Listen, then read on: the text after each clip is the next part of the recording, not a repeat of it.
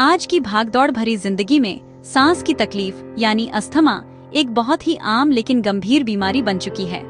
कई लोगों को लगता है कि अस्थमा का इलाज सिर्फ इन्हेलर या एलोपैथी से ही संभव है, लेकिन आयुर्वेद में इसके मूल कारण को खत्म करने वाले अद्भुत उपाय बताए गए हैं। आइए जानते हैं अस्थमा क्यों होता है और आयुर्वेद में कौन कौन सी जड़ी बूटियां इसे जड़ से ठीक करने में मदद करती हैं। अस्थमा फेफड़ों से जुड़ी एक क्रॉनिक या दीर्घकालिक समस्या है।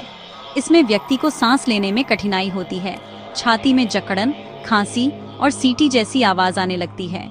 आयुर्वेद के अनुसार जब शरीर में कफ दोष बढ़ जाता है और श्वसन नलिकाएं यानी एयरवेज संकुचित हो जाती हैं, तो हवा का प्रवाह बाधित होता है और यही स्थिति अस्थमा कहलाती है। अस्थमा के कुछ प्रमुख कारण हैं: प्रदूषित हवा और धूल मिट्टी का असर, मौसम में अचानक बदलाव, धूम्रपान, ठंडी और भारी चीजों का अधिक सेवन, तनाव, एलर्जी या आनुवंशिक कारण, और फेफड़ों की कमजोरी या बार बार सर्दी जुकाम होना। लेकिन अच्छी बात यह है कि आयुर्वेद में अस्थमा के इलाज का पूरा समाधान मौजूद है, वो भी बिना किसी साइड इफेक्ट के, बस जड़ी बूटियों की मदद से, जो फेफड़ों को अंदर से साफ और मजबूत करती हैं। अस्थमा में लाभदायक आयुर्वेदिक जड़ी बूटियां कई तरह की होती हैं, जो सांस की तकलीफ को कम करने में मदद करती हैं। यह एक बहुत ही शक्तिशाली हर्ब है जो फेफड़ों की नलिकाओं को फैलाती है।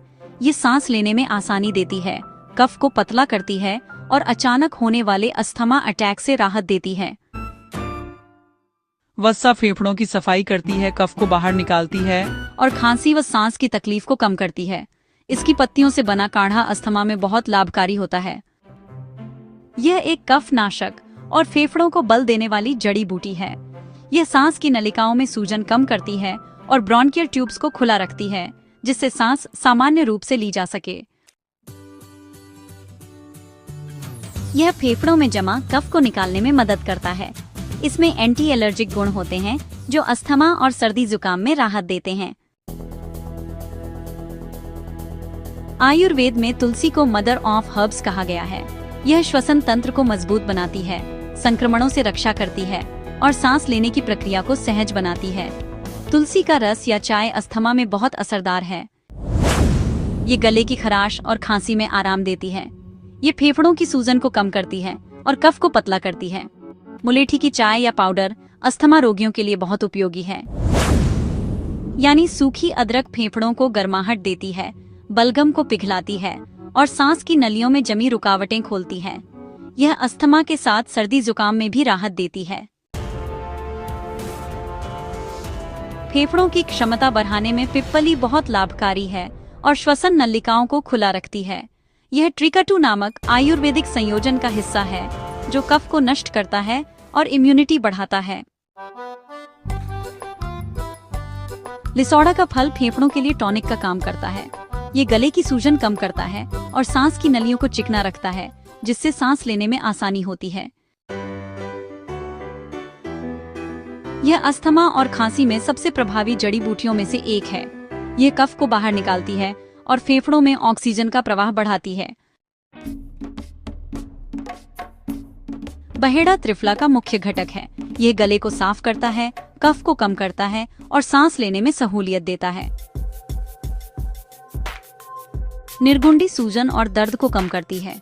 ये फेफड़ों में जमा कफ और टॉक्सिन्स को निकालकर सांस की नलियों को खुला रखती है। खैर की लकड़ी में एंटीबैक्टीरियल गुण होते हैं। ये गले और फेफड़ों को साफ रखती है और सांस की समस्याओं में राहत देती है। तो दोस्तों, देखा आपने, आयुर्वेद में अस्थमा जैसी गंभीर बीमारी का इलाज सिर्फ संभव ही नहीं, बल्कि प्राकृतिक और साइड इफेक्ट फ्री भी है। अगर इन जड़ी बूटियों को सही तरीके से संतुलित आहार और जीवन शैली के साथ अपनाया जाए तो धीरे धीरे फेफड़े खुद को ठीक करने लगते हैं और सांस लेना फिर से स्वाभाविक और आसान हो जाता है। प्रकृति में ही छिपा है असली स्वास्थ्य का राज। इसीलिए नेचुरल रहिए, हेल्थी रहिए और अपनी सांसों की रक्षा कीजिए। अगर आपको ये जानकारी उपयोगी लगी हो तो इस वीडियो को लाइक और शेयर करना न भूलें। साथ ही YouTube पर AWPL हेल्थ गाइड चैनल को सब्सक्राइब और Facebook पर AWPL हेल्थ गाइड पेज को फॉलो भी कर लीजिए ताकि हर नई जानकारी मिले आपको सबसे पहले। धन्यवाद।